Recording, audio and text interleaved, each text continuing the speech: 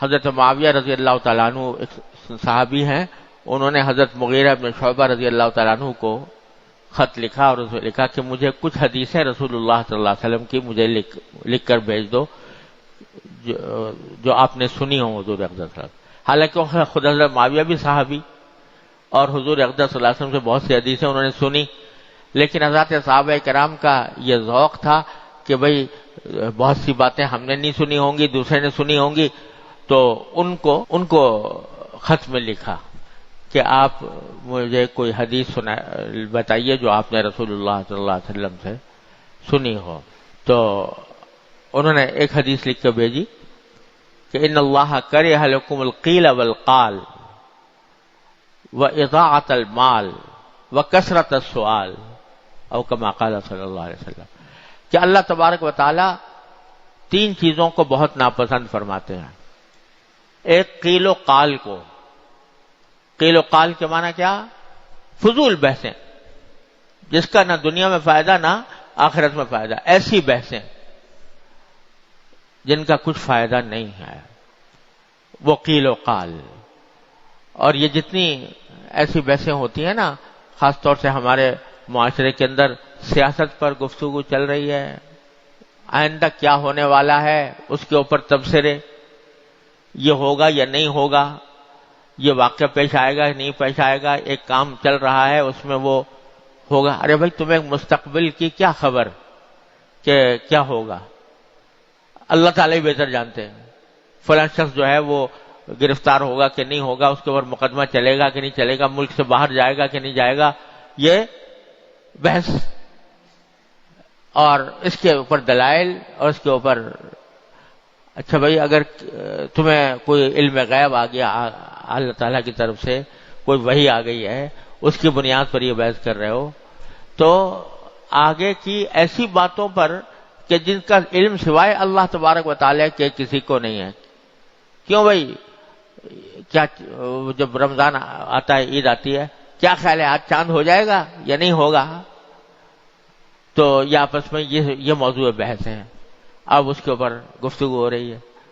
کسی کو کیا پتا، اللہ تبارک تعالیٰ جانتے ہیں کہ ہوگا کہ نہیں ہوگا، فلاں واقعہ فلاں سے ایسی واقعہ ہے وہ پیش آئے گا کہ نہیں آئے گا، اس انتخاب ہو رہے ہیں، اس میں کوئی کون کامیاب ہوگا کون نہیں ہوگا، اس پر بحث ہو رہی ہے۔ کیا حاصل اس کا سوائے اس کے کہ علم کو اللہ تبارک و تعالیٰ کے اوپر چھوڑ دو۔ تو کرہ لکم القیل والقال، یہ قیل و قال، یہ بحثیں، بحث مباحثہ، اس کو اللہ تعالیٰ ناپسند فرماتے ہیں۔ اور بحث و مباحثے کے اندر ایک حدیث میں یہ بھی آیا ہے کہ جو لوگ بہت منہ بھر بھر کے باتیں کرنے والے ہیں، اس کے لیے بڑے سخت الفاظ استعمال ہوئے ہیں حدیث میں، منہ بھر بھر کر باتیں کرنے والے، کہ جن کا جو اپنی فصاحت و بلاغت اور اپنی آتش بیانی اور شعلہ نوائی کے کو ظاہر کرنا چاہتے ہیں، المتشدقین المتفیہقین حدیث میں اس کے لیے الفاظ آتے ہیں، وہ اپنی فصاحت و بلاغت اور اپنے زور کلام کو ثابت کرنے کے لیے بحثیں کرتے رہتے ہیں، تو وہ سب قیلو اسی میں داخل۔ ان اللہ کرہ لکم القیل والقال، تو فضول بحثیں یہ ناپسند ہیں اللہ تبارک۔ ان اللہ کرہ لکم القیل والقال واضاعۃ المال، اور مال کو ضائع کرنا، جو بھی کوئی چیز اللہ تبارک و تعالی نے عطا فرمائی ہے تو اس کو، وہ اللہ تعالیٰ کی نعمت ہے، اس کو ضائع کرنا، اس کو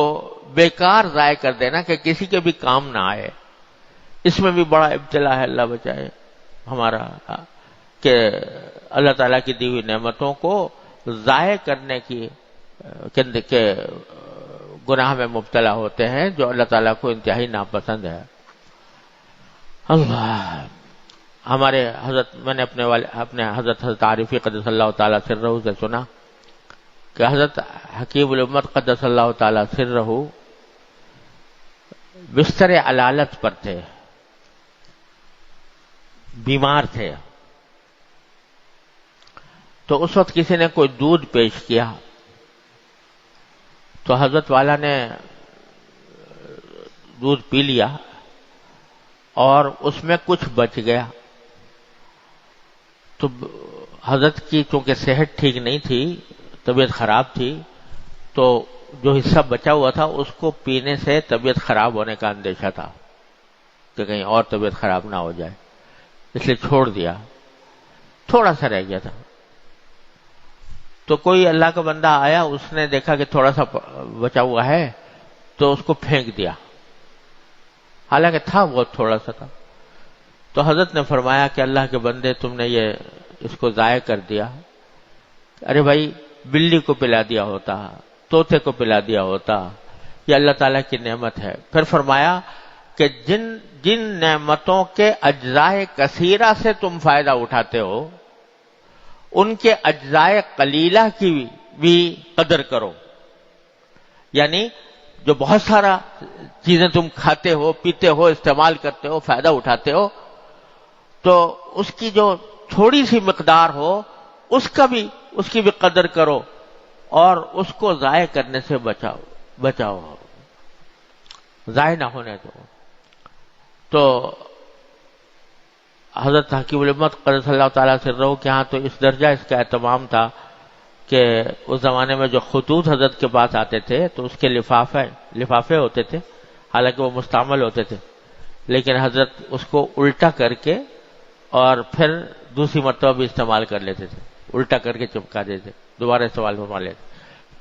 کہ جو کوئی بھی نعمت ہے اللہ تبارک و تعالیٰ کی، وہ چاہے چھوٹی ہو یا بڑی ہو، وہ قابل قدر ہے، اس کو ضائع کرنے سے بچنا چاہیے. اس میں ہم لوگ بھی اس میں بہت ابتلا ہے، اللہ تعالیٰ معاف فرمائے. کھانا کھانے کے اندر اتنا نکال لیا جو کھانے کی طاقت نہیں ہے، اور جو بچ گیا تو وہ ضائع ہو گیا.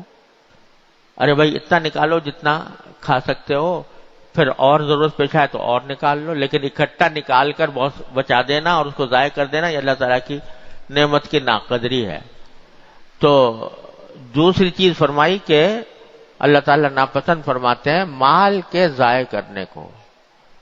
وَكَثْرَةَ السُّؤَالِ، اور سوالات کی کثرت کو. سوالات کی کثرت یعنی بے فائدہ سوالات. جہاں ضرورت ہو تو وہاں تو آدمی کو پوچھنا ہی چاہیے. حدیث میں نبی کریم صلی اللہ علیہ وسلم نے فرمایا کہ انما شفاء العی السؤال، پیاسے کی شفا سوال سے ہوتی ہے. یعنی اگر کسی کو کوئی بات معلوم نہیں ہے، کوئی شرعی مسئلہ ہے معلوم نہیں ہے، دوسرے سے پوچھے. فَاسْأَلُوا أَهْلَ الذِّكْرِ إِن كُنتُمْ لَا تَعْلَمُونَ. لیکن فضول کے سوالات جن کا کوئی دنیا میں فائدہ نہ آخرت میں فائدہ، یہ کثرت سوال کو بھی اللہ تعالیٰ ناپسند فرماتے ہیں. یہ حدیث لکھ کر بھیجی حضرت مغیرہ بن شعبہ رضی اللہ تعالیٰ عنہ، حضرت معاویہ رضی اللہ تعالیٰ عنہ کو. تو غرض یہ کہ فضول باتیں اور فضول طریقے پر اپنی زبان کو استعمال کرنا، یہ کبھی نہ کبھی انسان کو گرا دیتا ہے، کسی گناہ کے اندر مبتلا کر دیتا ہے. اس واسطے حضرت فرماتے ہیں کہ جو بات بھی کہو تو ذرا سا سوچ لیا کرو کہ یہ بات کہنے کی ہے یا نہیں، اس کا کہنا مناسب ہے کہ نہیں. اس کو اگر مناسب معلوم ہو تو کہو، ورنہ نہیں.